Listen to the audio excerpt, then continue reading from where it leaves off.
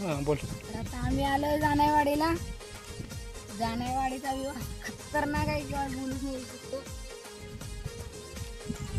चला. जानेवाडी on top. निसर्गाच्या सानिध्यात वसलेलं एक छोटंसं गाव. निसर्गाच्या सानिध्य.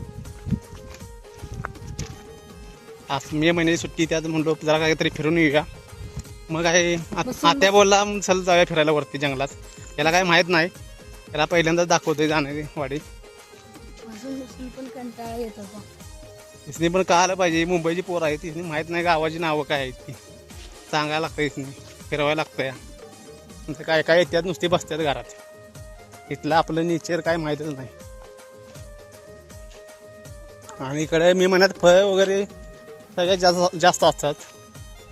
फळांची काही कमी नाही. आंब, फणस, करवंद, काजू, चिकू, जांभळे, खावळे, तोरणं, डोंबलं सगळंच.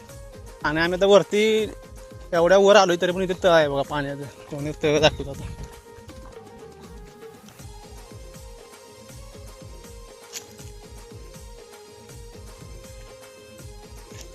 हे बघा कसं आहे तळ मस्त. आम्ही मागल्या वर्षी आलो तर छोटं होतं, आता हे जरा मोठं गेलं त्यांनी, भारी गेलं एकदम पाणी. आणि हे समोरचं मंदिर आहे आणि तिकडे आत वाडे. आणि वरती बघा इथं मोह आहेत सगळी. या झाडावर सगळी आगे मोह आहेत. त्यामुळे आम्ही आता लवकर आटपणार आणि लगेच जाणार.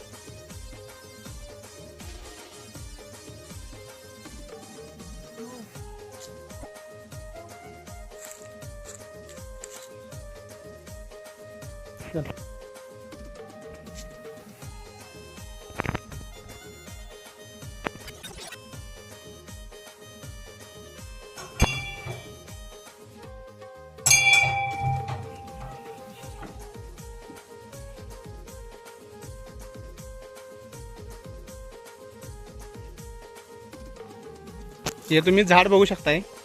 झाडावर अशा वेगवेगळ्या प्रतिकृती आहेत आणि देवांच्या ह्याच्यात. झाड मी आत्ता बघितले, मागल्या वर्षी आलं तरी झाड होतं इथंच पण लक्ष गेलं नाही. आता पहिल्यांदाच असं लक्ष गेलं आहे बघा. मग जवळून दाखवतो.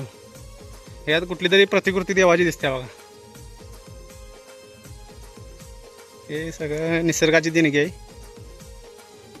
बघा मला समजलं असेल तर कमेंटमध्ये टाईप करा.